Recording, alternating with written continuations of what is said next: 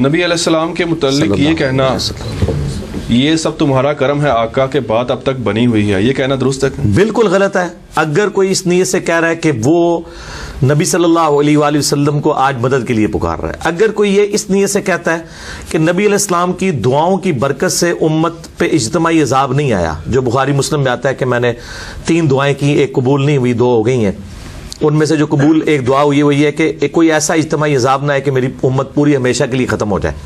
और जिस दुआ को कबूल नहीं किया गया वो ये थी कि मेरी उम्मत आपस में ना लड़े, वो दुआ कबूल नहीं हुई। इससे ये बात पता चली कि अल्लाह ताला किसी की दुआ का पाबंद नहीं है। नबी की दुआ भी ऐसी हो सकती है जो कबूल ना हो, अल्लाह की मर्जी है ना, अल्लाह पे तो कोई किसी की दोस्त नहीं है। और नबी अलैहिस्सलाम को उस दुआ करने से भी रोक दिया गया कि ये आपने दुआ नहीं करनी। जैसा कि कुरान पाक में आता है, हज़रत नूह अलैहिस्सलाम ने अपने बेटे के लिए दुआ की तो अल्लाह ताला ने बड़े सख्त लफ्ज़ इस्तेमाल किए कि नूह जाहिलों में से तो ना हो, के लिए दुआ कर रहा है। फिर उन्होंने तौबा की, कुरान पाक में उनकी तौबा भी न करी। ठीक हो गया?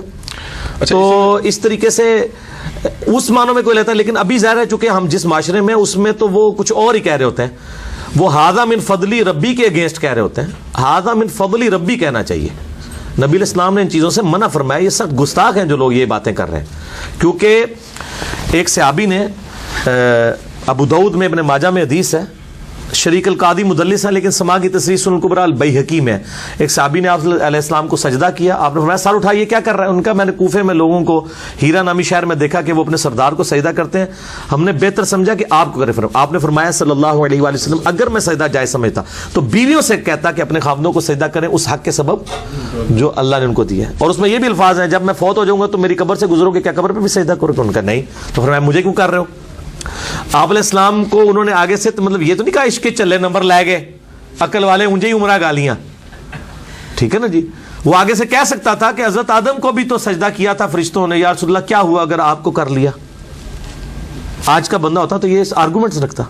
अहमद बरेलवी साहब ने शेर कहा है, सर सुए रोजा झुका फिर तुझको क्या, दिल था साजिद नच दिया फिर तुझको क्या। वो कहते हैं मैंने जो नबी अलैहिस्सलाम के रोजा मुबारक पे सर झुकाया है, तुझे क्या तकलीफ है? तेरे सामने तो मैंने सर झुकाया, दिल से तो मैं सजदा भी कर रहा था।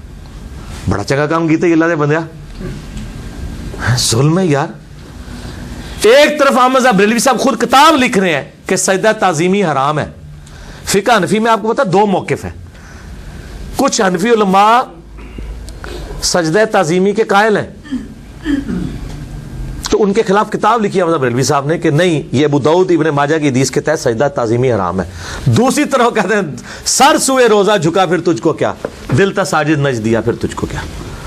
तो ये शेर व शायरी करते रहे, दीन के साथ इसका कोई ताल्लुक नहीं है।